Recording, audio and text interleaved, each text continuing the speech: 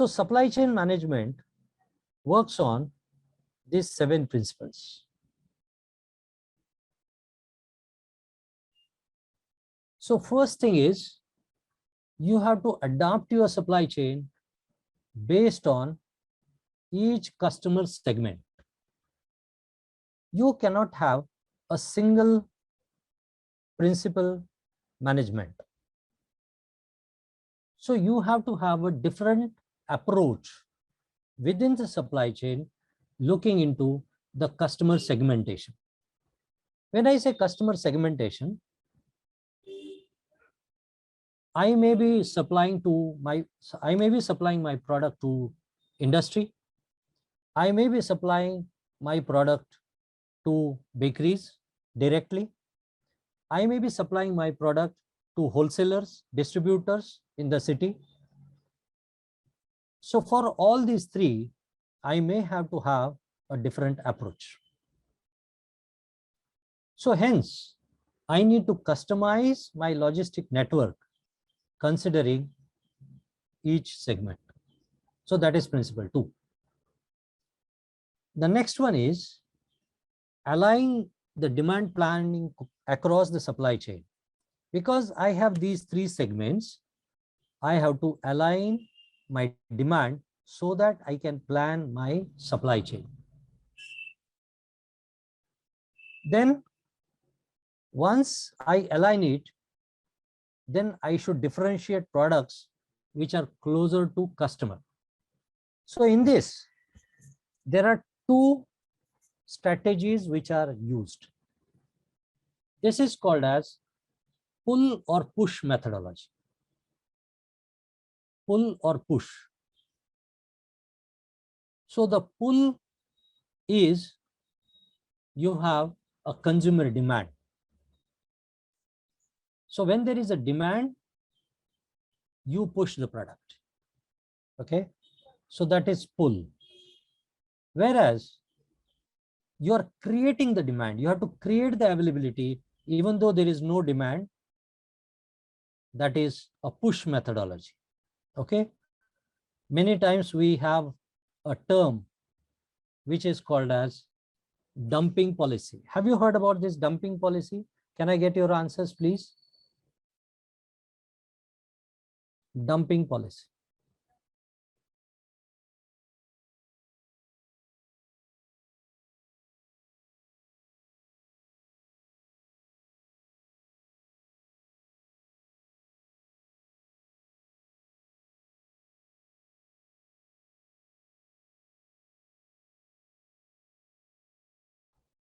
So those who have said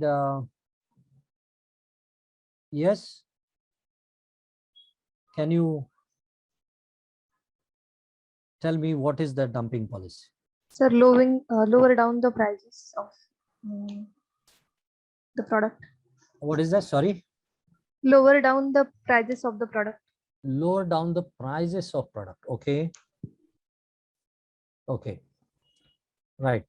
Anything else? Anything else?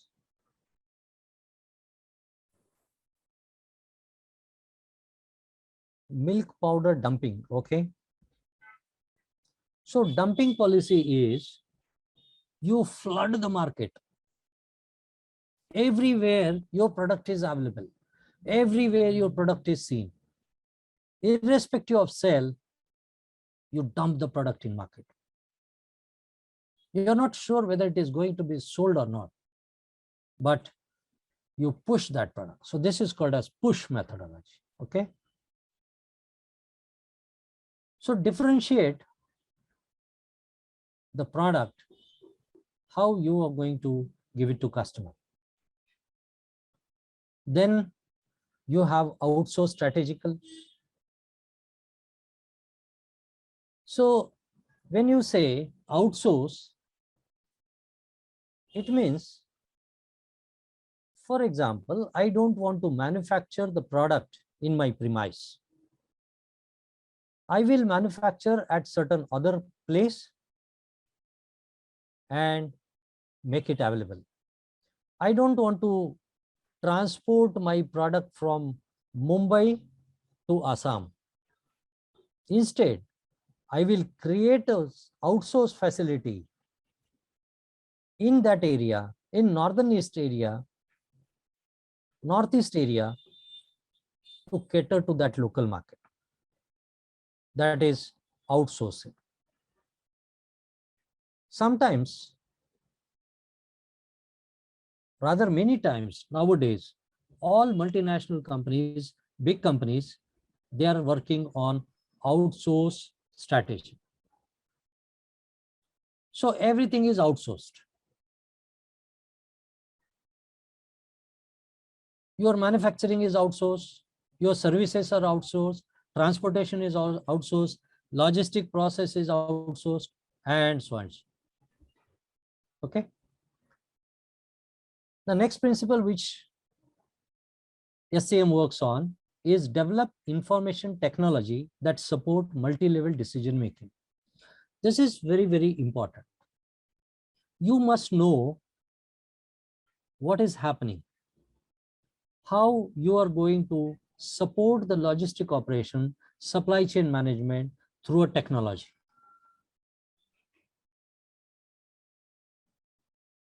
Because unless you work with the technology, you will not be able to manage supply chain management. Today, you must know that where is your truck? Where is the product reached? How much time it is going to take to reach customer? Whether it is 50 kilometers away, 80 kilometers away, 2 days away, what is that?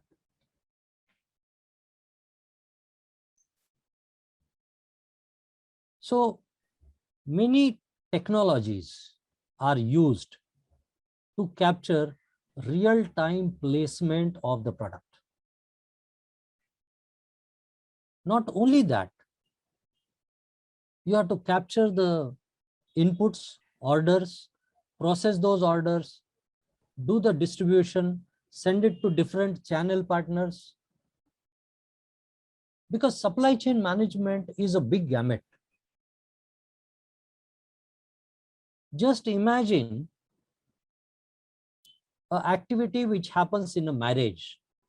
You must have handled, you must have participated, you must have seen the marriage ceremony. You can see so many linked activities there. Similarly, in supply chain management, you have all these linked activities.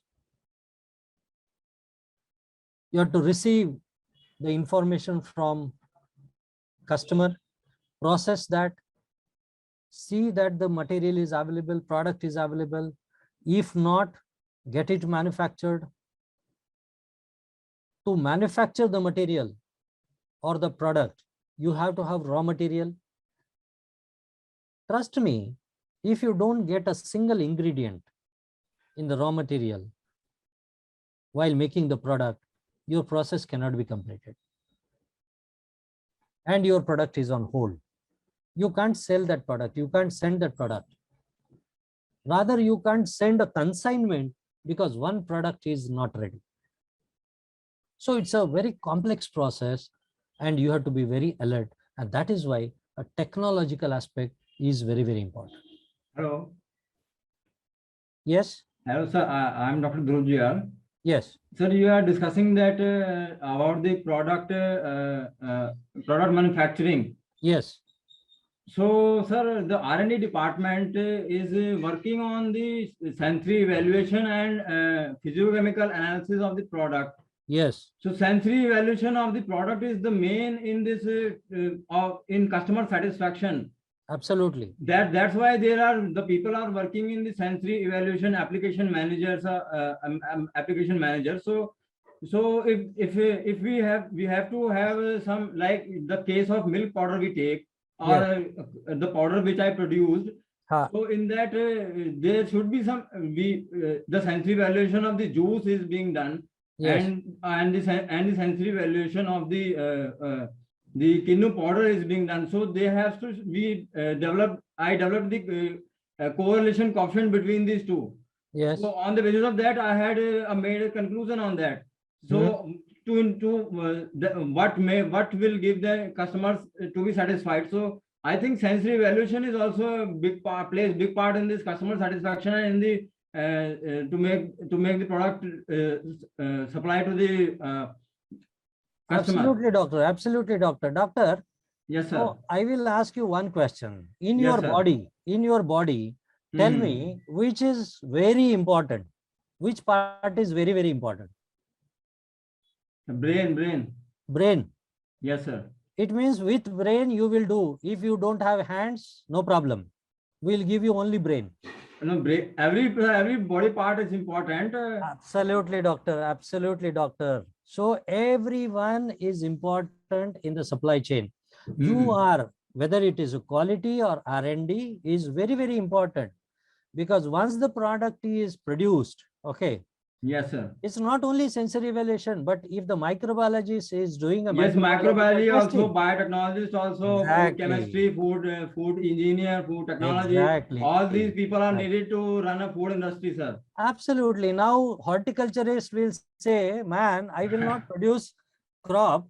You do processing. Okay, I will see what you process. So my point is, everyone in the ecosystem is important, System is doctor. important. So And similarly, every function in the organization is important. Okay. yes, sir. So here what we are discussing is a supply chain management. Okay. So within this supply chain So actually, I am a management domain, PhD student. So actually, I am not an MBA student. So I don't know much absolutely, about this your this supply chain management, because this supply chain management is being studied by the industrial engineers or MBA students, industrial engineers, no, and doctor, production no, department doctor, also. no, doctor. I'll tell you, when Yes, you sir. after your post graduation, when you join industry Yes, and sir. you become a quality head, okay, of some Okay. organization, Hmm. in this supply chain management, you will have a role. Yes, Okay. sir. So if the product is produced and if the product is to be dispatched, unless you release the product cannot be dispatched, doctor.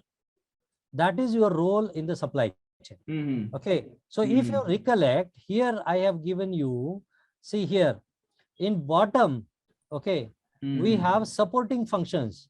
So we act as a supporting function in our business, because we are support, everyone in the organization is supporting the business. Okay. Yes, sir. Like our body, every part is supporting each other. Similarly, in the business, every function is supporting each other. Okay. Yes, sir. So that is what the significance of R&D and quality. Okay. Hmm. So supply chain, that is why I said, we many times feel that, oh, supply chain is only a MBA guy or some industrial guy's problem. No. It is, we are involved in that and we must know, and it is not rocket science, doctor. Okay. Okay. So great. So, Thank you, sir. right.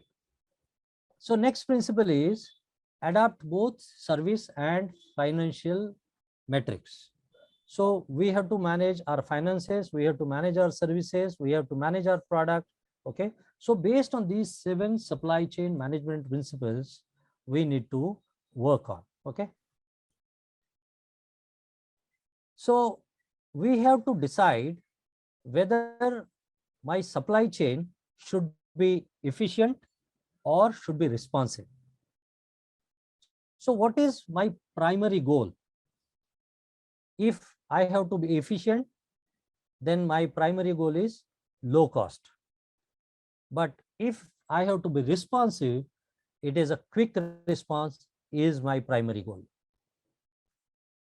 So when I say efficient, okay, then I will work on lower cost, be competitive in the market by lowering the cost.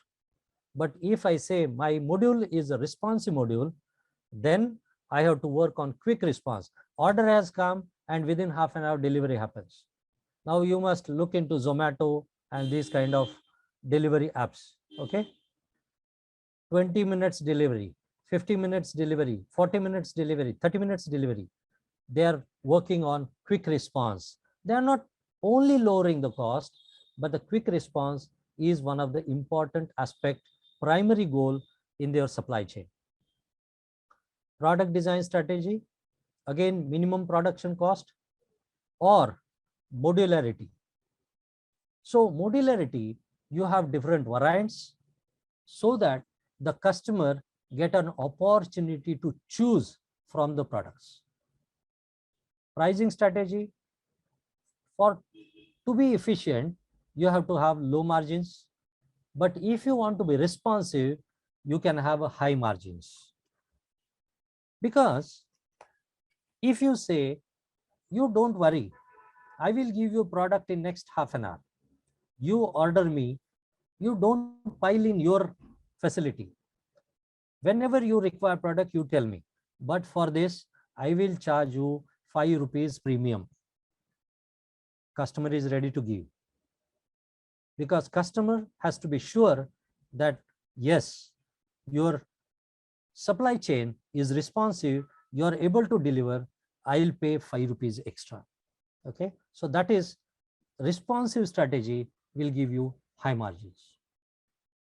Manufacturing strategy, higher utilization you have to have for to be efficient, and capacity flexibility in case of responsive. Because you have to be quick responding, you have to be flexible with the capacity with the manufacturing process. Inventory, you have to work on minimum inventories if you have to be efficient, because your margins are low, your cost is low, so you have to have low inventory. But because your margins are high, in responsive case, you can be have a buffer inventory, little high inventory. Similarly, lead time strategy you have to decide. Supplier selection strategy you have to decide. So in case of efficient supply selection, you work on cost and low quality. Because your margins are low, you tend to work towards low quality. Whereas in case of responsive, you maintain speed, flexibility, and quality, and the same thing you expect from your supplier. Transportation, again, low cost module, whereas in responsive, you have fast modes which are more responsive. Okay, so you have to fit into either efficient or responsive. And most of the organizations now they are moving from efficient supply chain to the responsive supply chain. Any question on this? Any question? Anyone has any question? Any clarification?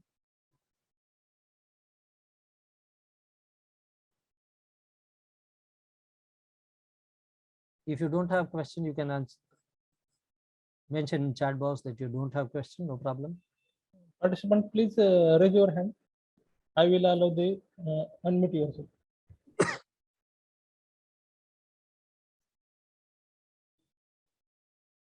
You have to be responsive, participants. You are PG students and PhD students, guys. You are not first year or second year people where we have to push you. You have already crossed 6 years, 7 years in the academic.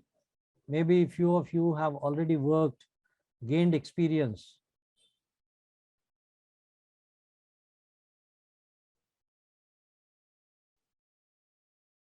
How to measure effectiveness of supply chain management? Very good. So, doctor, to measure the effectiveness of supply chain management, we have to have different modules, methodologies. We have to decide what we want to measure. Say, for example, I want to measure my inbound material, or I want to measure my supplier's capability. I want to measure my supplier's performance. So accordingly, I will define my module. If I want to measure my outbound logistics capability, I want to measure my loading capability, I want to measure my delivery capability. So depending upon these different aspects, because I have to decide what criteria I have to measure, okay? And then only I can measure that effectiveness. So what is key which I want to handle? I want to verify, I want to measure the effectiveness. I have to decide. As an organization, we have to decide, and then only we can measure that. So these are different aspects we can measure. Okay. Logistic effectiveness, my supplier effectiveness, okay, my supplier's capability, my product rating in the market, okay, and so on. So there are n number of measurements which can happen in supply chain management. Is that clear? SCM affect the price of production in market. Product in market. Yes, supply chain management certainly affect the price as it is mentioned in front of you in this table. If I want to sell my product in West Bengal and I have manufacturing facility in Pune, let's say example. So the guy who is transporting from Pune to Calcutta, definitely that transportation cost is going to be added to the price of product, the cost of product. Whereas some other company, X company, they have third-party manufacturing, outsource activity in West Bengal, in Calcutta. So their transportation cost is 1 rupee. My transportation cost is 10 rupee. Okay. That's how it can affect the price of product in the market. Is that clear? So this is one example. Similarly, we can have multiple examples.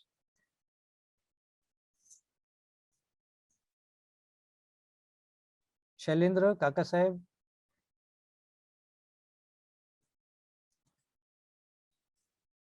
See, the cost effective is efficient. If you have efficient, it is a cost effective. But as you go on a long term, on a volume, the responsive is cost effective. That is why the responsive methodology is adopted now. Okay.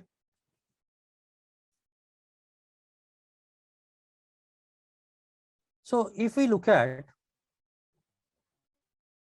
the supply chain decision, make or buy. So if you see the graph, if you see X and Y axis, okay. So if your making is high, so for example, you are following a dumping policy, okay, you can have low cost, better quality, unique characteristics, better time management, okay. So you can have advantage of making. Whereas if you are moving from X to Y, risk which is tied with outsourcing, you need to look into size of market, the power of manufacturer producer, and technical capability or capacity of the buyer. So when you are moving from buy to make or make to buy, you have to make this decision that whether you want to be in a buy decision or a make decision. So if you are making the product irrespective of demand, then you have to have a strong control. Whereas you know that people are there to buy, you manufacture and sell it. So maybe you have a weak controls. But where there has to be a win-win situation, a combination of make and buy, a synergy of make and buy, there you need to have a partnership. And there you need to have a moderate control. Okay. And this is what as an important supply chain decision, where to do a partnership, where to outsource the activities, to whom with you will tie up, which organization you will give transportation activity, who will be your IT support organization, and so on. So all these are partnership in your supply chain. So when you say sourcing, sourcing is one of the important part in the supply chain management. So there are 7 steps in sourcing. Sourcing is nothing but procurement. I hope you have heard this terminology, procurement. So first of all, you have to understand the business requirement, develop the strategies for your categories, under which category you fall, whether you are handling fresh produce, whether you are handling staples, whether you are handling processed food, okay, what. Then you identify potential suppliers. Depending upon the market availability, if it is a seasonal supply, then you have to identify vendors, suppliers. This is one more terminology used in supply, that is vendor. So identify potential suppliers, vendors. You have to have a very strong supplier for all materials, services, etc. And that is one of the important core aspect of supply chain management. You create a sourcing strategy, whether you want to buy the product as needed, whether you have certain volumes, whether you want to keep stock of 1 month, 2 month, what is that? You may be aware, we are producer, India is producer, largest producer of spice products. And we have many spice processing units. Most of the spices are seasonal. So tell me, what could be the supply or sourcing strategy if you are a unit owner, if you are a manager, what decision you will take? In season, you will have a low rate, you will have a choice, you will get better product. You buy it and store, or you will say, okay, as and when I require, I will buy. Request your answers. Spice manufacturing, a classic example is chili, turmeric. You know, chili is costing 45 rupees in a season, and off season it is costing 120 rupees kg. So tell me, what will be your buying strategy, sourcing strategy? Hello? A question of common sense, not so technical.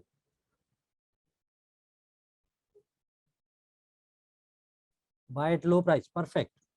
Buy at low price, good quality material, store in cold store, and use as required. Perfect, perfect. So this is how a sourcing strategy govern.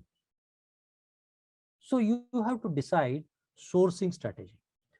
Now, when you say we are going to buy it, you need to have a lot of money for that, isn't it?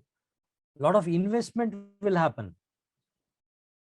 Now, your organization doesn't want to invest in that, but still, you want to take advantage of the cost. In that case, you approach the supplier and you tell them, look, I have guarantee requirement of 100 metric ton, but my capacity is to buy only 25 metric ton. 75 metric ton you buy on behalf of me, you store, and I will buy from you with 5 rupees premium or a fixed price of so and so. So this kind of different strategies you apply. Negotiate and select the competitive supplier. So those who are willing to invest on your behalf, they will come forward. If they are not willing to invest, they will say, sorry, you buy 20 metric ton and get lost. That may happen. So you need to have a different strategies for that. Finalize the contract. Normally, when you have a rate contract, when you have this kind of arrangement, you need to have a contract signed so that tomorrow your suppliers doesn't say, sorry, I don't have material because I got 100 rupees extra, I sold it. And you will be in big trouble. So there is always a contract. And the last one is manage supplier performance. So as it was asked by Katkeji, this is one more measurement under supply chain measurement. How do you manage or monitor supplier performance? So this is one methodology to have the evaluation and performance monitoring of your supplier. Okay. Any question on this slide? Any question on this slide?